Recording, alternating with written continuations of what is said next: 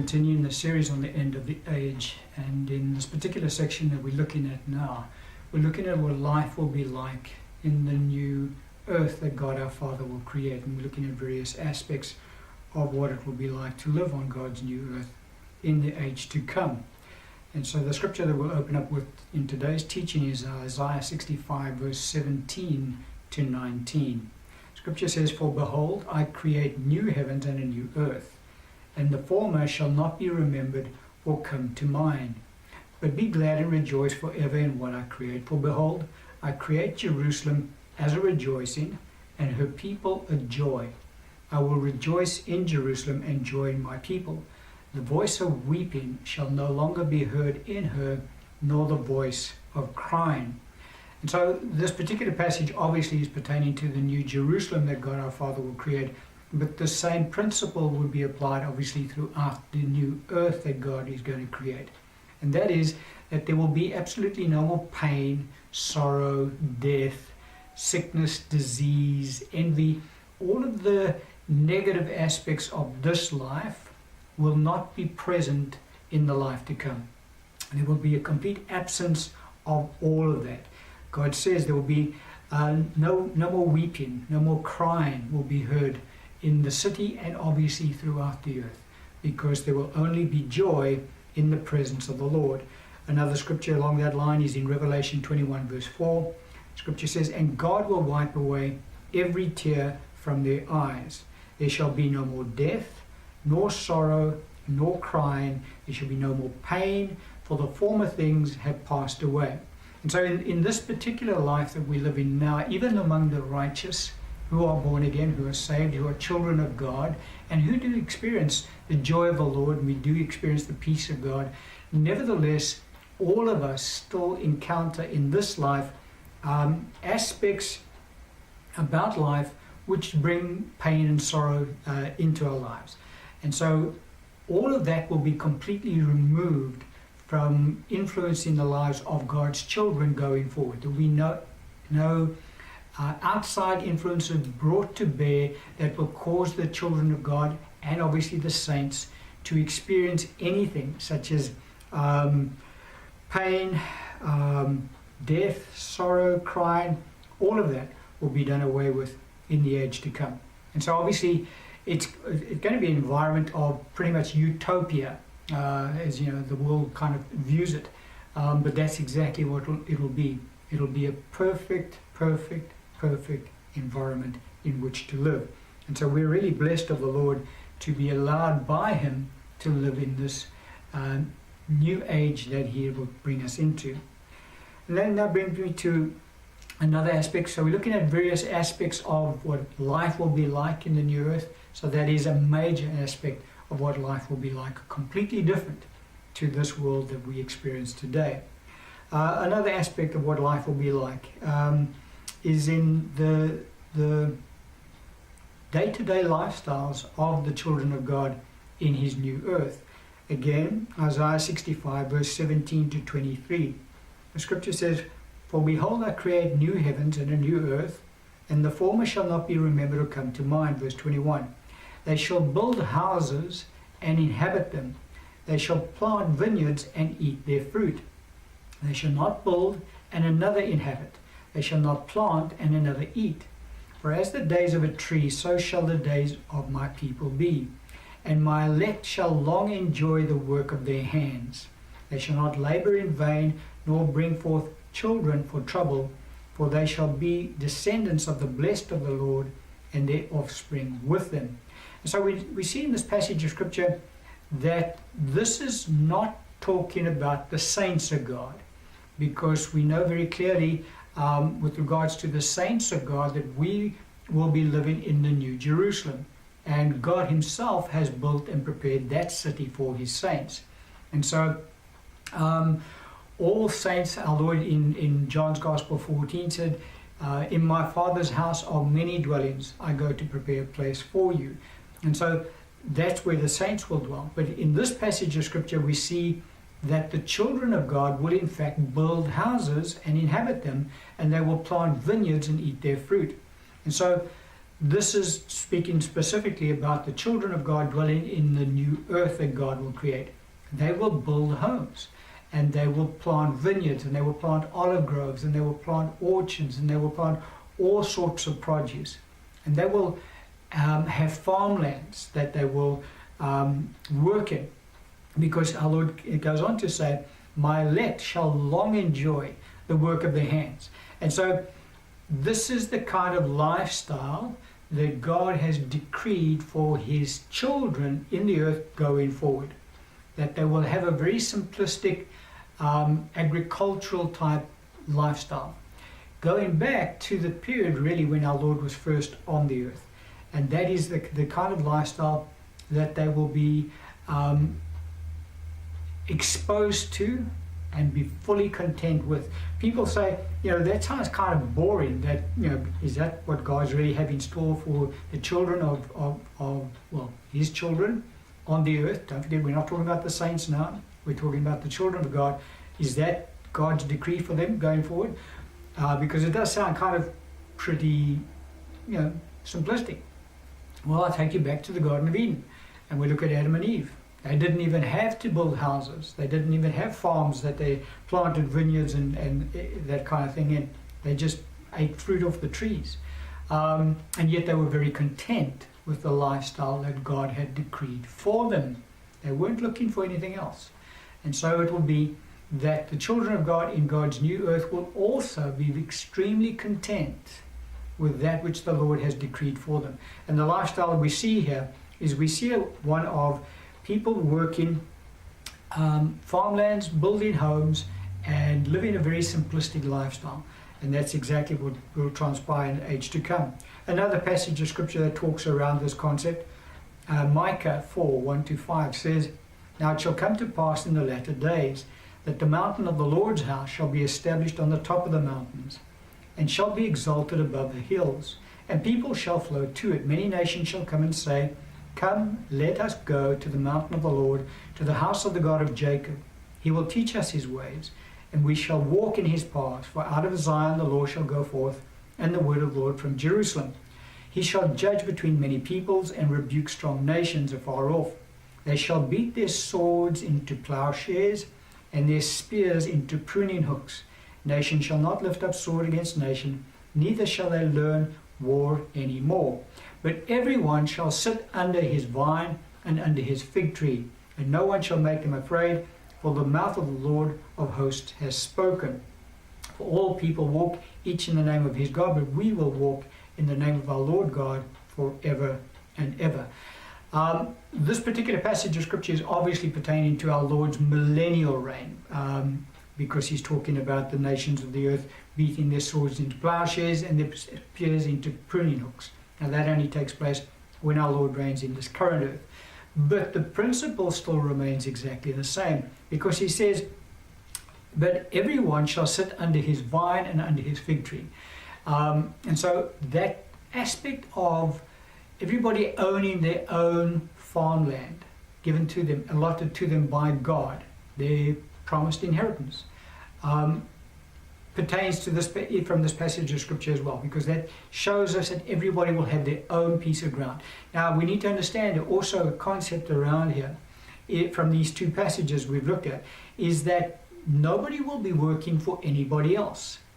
There won't be a master-servant relationship in the new age to come, in the new earth that God will create. Every child of God will receive his own land allotted to him, and he will build his home on there, and he will set up his farm on there, and he will have a family and raise his children on there, on that piece of ground. And obviously as his children grow up, they will then inherit their own property from the Lord, and they will build homes and they will develop farmlands on that. And so it will not be a case that one will become wealthy and another will become impoverished. And so the one who's impoverished will then have to go work for the one who has become wealthy. Not at all. Every single person on God's earth will be completely content with that which is given to them. They will not seek to gain more. They will not covet their neighbors' farmlands. They will not covet their neighbors' homes. Nothing like that will exist in that new earth. And so There will be complete equity, we've already mentioned that, but no one will work for anyone else. Now, they will help each other. Because think about a newlywed couple that now are given their piece of land allotted to them by God. Well, now they need to go build a home there, and they need to plant vineyards and orchards and get that farm up and running. What will happen is family and neighbors around them will gather together and help them to build their homes and to plant their vineyards and plant their orchards, etc., etc. But it will be done as an act of kindness, as an act of love. It will not be done as a debt owed to anyone. And so no one will work for anyone else. That passage of scripture said that they won't build homes and another will inhabit them. They will not plant vineyards and another will eat its fruit. Not at all. It will be everybody will have more than sufficient for their needs and their family's needs. And again, there will not be entrepreneurship in this whole endeavor as well. There won't be a case of one guy thinks, okay, well, if I produce enough pears, I can now go sell it on the open market and make a fortune. No, because his neighbor is producing the same fruit that he's producing. So he's got no market to sell to. It's just not going to happen. It's just a case of everybody will be content with what they've got. They will have fellowship with one another. They will invite each other over to their homes. They will celebrate things together. But it will be a very simplistic lifestyle. People will not be looking to attain great wealth and acquire more property. Not at all. They will be very content with the inheritance given to them by the Lord. We need to understand that concept because it's a concept that is foreign to this world. This world always looks to gain more. And so you get people, and our Lord says, woe to those who add land to land to land and houses to houses so that they dwell in the land all by themselves because they've acquired so much property and everybody works for them. That's not God at all.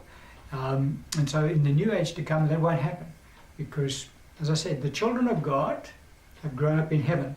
They've not been exposed to the covetousness and the greed in this life.